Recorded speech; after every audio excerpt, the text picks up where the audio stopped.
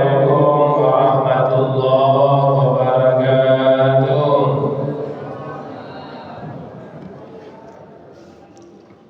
A'udzubillahi minasyaitonir rajim. Bismillahirrahmanirrahim. Alhamdulillahirabbil alamin. Asyhadu an la ilaha illallah wa asyhadu anna Muhammadan abduhu wa rasuluhu la nabiyya ba'da. Allahumma shalli ala sayyidina Muhammad wa ala ali sayyidina Muhammad. Ibadallah, ittaqullah wa tuqatih wa la tamutunna illa wa antum muslimun. Faqala ta'ala fi kitabil karim, a'udzu billahi minasy syaithanir rajim. Bismillahirrahmanirrahim. Kullu nafsin za'iqatul maut wa nabluukum bis-sarri wal khairi fitnah wa ilaina turja'un. Sallallahu alaihi. Bapak-bapak, ibu yang sangat kami muliakan dan anak-anak kami yang kami banggakan. Alhamdulillah Bapak Ibu, bersyukur kita kepada Allah, kembali dengan izin dan rahmat Allah kita mampu mengawali hidup kita. Seperti mana kita ketahui dan kita yakini, ketika kita tidur itu roh kita diangkat oleh Allah Subhanahu wa taala. Kemudian ada yang Allah kembalikan dan ada yang tidak Allah kembalikan. Dan bersyukur kita, alhamdulillah, roh kita dikembalikan kepada kita. Dan setelah kembali kepada kita, kita awali hidup kita hari ini di masjid. Rasakan Bapak Ibu, ini merupakan nikmat yang luar biasa yang telah Allah anugerahkan kepada kita. Bermohon betul kita kepada Allah Bapak Ibu, hadirnya kita subuh ini di masjid ini benar-benar tercatat di sisi Allah Subhanahu wa taala dan kita semua mendapatkan pahala terbaik. Bermohon betul kita kepada Allah Bapak Ibu, kiranya setiap detik yang kita lewati benar-benar bernilai ibadah. Dan bermohon betul kita kepada Allah, kiranya hidayah Allah selalu menyertai hidup kita sampai kita tinggalkan dunia ini. Dan bermohon betul kita kepada Allah Bapak Ibu, kiranya hidayah Allah selalu menyertai hidup kita sampai kita tinggalkan dunia. Kapan kita tinggalkan dunia ini? Kita tidak tahu Bapak Ibu. Maka kita mohon betul kepada Allah, jangan pernah lepas hidayah ini sampai akhir hidup kita. Bapak Ibu yang kami muliakan, firman Allah yang kami bacakan tadi, surat Al-Anbiya, surat ke-21 di juz 17 ayat 35. Apa kata Allah di sini? Kullu nafsin za'iqatul maut. Setiap yang berjiwa pasti akan merasakan mati. Inilah alhamdulillah Bapak Ibu, beruntungnya kita orang beriman. Allah hadirkan petunjuk sehingga kita betul-betul memahami hakikat kehidupan ini. Kalau tidak ada petunjuk Bapak Ibu, tentu kita akan terganggu, kalang bungkam, tidak tahu kita arah hidup ini. Kemudian apa kata Allah Bapak Ibu? Wa nabluukum, kami pasti kata Allah menguji kamu bisarri, dengan keburukan. Dengan keburukan itu dalam pandangan kita. Dalam pandangan Allah tidak ada yang Allah buat itu buruk. Bisarri, dengan keburukan. Apa itu keburukan? Tidak senang kita. Misalnya keburukan ini terjadinya gempa, nggak senang kita. Itu Allah uji. Atau kita kekurangan harta, kita tidak senang, itu pasti akan berlaku. Kegirangan jiwa, Allah panggil orang yang kita kasih, suami kita, orang tua kita, anak-anak kita, Allah panggil. Itu bisa, itu pasti kata Allah. Kita akan diuji itu. Kemudian apa kata Allah? Wal khairi. Ternyata Allah juga uji kita dengan wal khairi, kebaikan. Apa itu kebaikan? Ketenangan, kekayaan, dapat rumah baru, patah bintiawa, naya pakai awak, terima kerajaan dapat terhormat. Ya itu wal khairi. Bisari wal khairi, ya, keburukan dan kebaikan. Apa kata Allah? Fitnah, cobaan. Kemudian apa kata Allah? Wa ilaina turja'un, dan hanya kepada kami kamu semua dikembalikan. Kita diuji dengan kebaikan, luluslah kita akan kembali kepada Allah. Allah uji kita dengan keburukan, luluslah kita akan kembali kepada Allah. Bapak Ibu, mana yang berat, mana yang lulus orang? Diuji dengan keburukan atau dengan kebaikan? Mana orang yang sukses?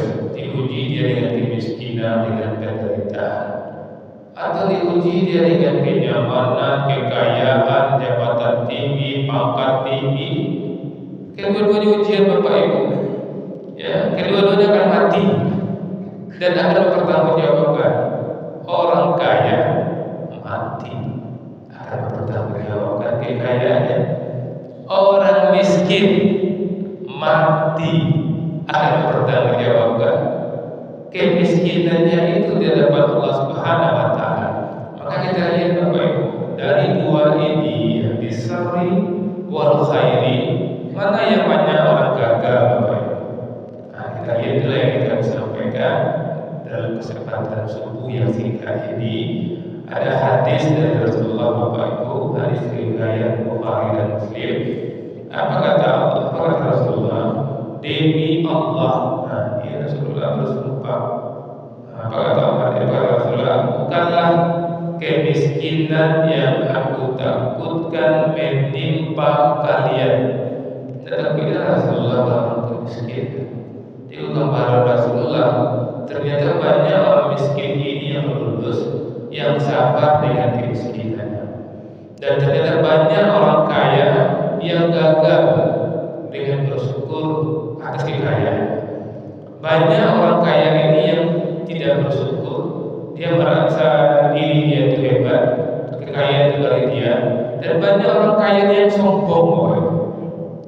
Sedangkan sombong itu tidak dibenarkan. Sebesar zarah kesombongan tidak sah. Kata Rasulullah, tidak akan masuk surga bagi siapa yang di dalam hatinya terdapat zarah, satu selemut debu dari sifat sombong. Jarang tuh orang kaya dan membanggakan diri. Kalau bisa orang kaya yang tidak sombong, tidak membanggakan diri, sadar dia kekayaannya semua dari Allah yang memudahkan, selamat dia. Tapi kalau tidak Bapak Ibu, dia akan teraniaya nanti dia bermasalah. Kenapa? Wa ilaina turja'un, dan hanya kepada kami kamu dikembalikan. Kami katakan tadi, orang kaya mati masuk kubur ya Bapak Ibu. Begitu orang kaya, kalau dia ada kaya, kalau dia lebih banyak, ada siu sampai kuburan yang mahal, siu 100 juta setahun Bapak Ibu, sampai itu elit, masuk di gerbang di Jakarta, bukan seelit-elitnya, sampai apanya, sampai kuburannya batu apa ada, batu kebun yang cantik, tapi itu kuburan Bapak Ibu mahal, tapi ruang dalamnya sama-sama dalam tanah Bapak Ibu. Sama-sama mati orang miskin, mereka itu mungkin biasa-biasa kubur, tapi sama-sama dalam tanah. Kan rugi waktu Bapak Ibu. Kalau gagal karena kaya kita, atau karena gagal karena miskin kita, kan bahaya itu Bapak Ibu. Maka dalam kesempatan ini yang kami ajak diri kami dan kita semua, kita lihat Al-Quran. Bagaimana Al-Quran menggambarkan sosok yang sekaya-kayanya, hartanya ada di mana-mana, yaitu si Korun. Asal orang menggali tanah, tapi di harta, ada orang kuat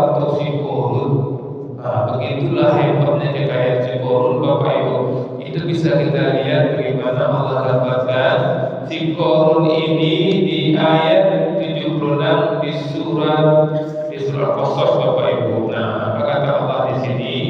Inna Qarun, sesungguhnya Qarun kana min qaumi Musa, termasuk kaum Nabi Musa, kerabat Nabi Musa Bapak Ibu. Nabi Musa seorang nabi yang punya mukjizat. Qarun ini kerabatnya. Apa kata Allah di sini? Fabagha alaihim, tetapi dia zalim atas mereka. Wa atainahu minal kunuzi, dan kami telah memberikannya minal kunuzi peta harta. Lihat Bapak Ibu, Allah jelas mengatakan kami Allah yang memberikan harta kepada seorang. Ma inna mafatihahu, apa yang sungguh bayangkan mafatihahu, kunci-kuncinya, kunci-kunci gudang Qarun itu apa ya kan? Latanuhu bil usbah, sungguh berat dipikul oleh dari golongan orang-orangnya. Ulil quwwah, yang punya kekuatan di banyak itu bodyguard Qarun membawa kunci-kunci gudang itu. Kunci sebanyak-banyak, bayangkan baranglah gudang. Isqala lahu qaumuhu, ketika ia berkata kepada kaumnya, la tafrah inallah, janganlah kamu terlalu berbangga. Jadi ada kaum yang mengatakan jangan berbangga-bangga, jangan menunjuk-nunjuk itu. Orang suku keliru, namanya flexing. Flexing itu menunjuk kekayaannya, waliotonya, nyusotinya, alhamdulillah walioto. Alhamdulillah walioto, tapi dia memperagakan menunjukkan kekayaannya. Ini yang dikatakan di sini. Hati-hati kita Bapak Ibu kalau ingin selamat dari kekayaan yang Allah berikan. Tapi rumah bawa undang-undang untuk Bapak, tapi jangan terlalu bangga. Mau undang orang itu bukan menunjukkan aku lah berhasil lah beli untuk lah beli rumah, bukan. Kamu bersyukur wajah orang. Anak awak sampai sekolah, sampai jaga jauh, doa doa di rumah, mudah-mudahan kuliah rancak mana. Tapi jangan sampai ini mudah-mudahan untuk biar tahunya Anda mampu kalian di situ. Ini yang digambarkan oleh Allah tentang Qarun. Isqala lahu qaumuhu la tafrah inallah, janganlah kamu terlalu berbangga, jangan berbangga. Bersyukur harus berbangga bila innallaha la yuhibbul farihin, sungguh Allah tidak menyukai orang-orang yang membanggakan diri. Dari Bapak Ibu, kita pasti mati. Kita akan diuji dengan kebaikan dan keburukan. Ketika kita diuji dengan kebaikan, apa yang harus kita kerjakan? Kita bersyukur, bukan untuk berbangga-bangga. Itu Al-Qasas ayat 76. Kemudian di Al-Qasas 77 Bapak Ibu, Allah sisipkan kalimat yang luar biasa. Sebelum Allah lanjutkan kisah Qarun ini, apa kata Allah? Wabtaghi, dan carilah fima ataqallahu, pada apa yang Allah berikan kepadamu, dan akhirat, untuk akhirat. Apa yang Allah ingin bawa? Kesehatan. Kunuan kesehatan itu untuk hari akhir Allah. Apa Allah yang boleh? Allah yang wahato insyaallah kunuan harta untuk hari akhirat. Baru Allah bekerja. Wala tansa nasibaka minad dunya, dan janganlah kamu lupa bagianmu dari dunia. Jadi harta untuk Allah. Jangan lupa di dunia, bagilah rumah bapak, bagilah untuk bapak. Carilah negeri-negeri lain, bumi Allah meluas, carilah Allah, tapi bukan untuk membangga-banggakan diri. Allah berikan kita ilmu, gunakan ilmu itu untuk akhirat kita. Tapi jangan lupa pula dunia kita. Dengan ilmu itu kita bisa berdagang, bisa mengatur strategi ekonomi, silakan. Tapi jangan lupakan akhirat kita, karena kita pasti mati. Di Bapak Ibu ingat, kita pasti mati. Kita akan diuji oleh Allah dengan kebaikan dan keburukan. Pastikan kita bebenarnya, karena wa ilaihi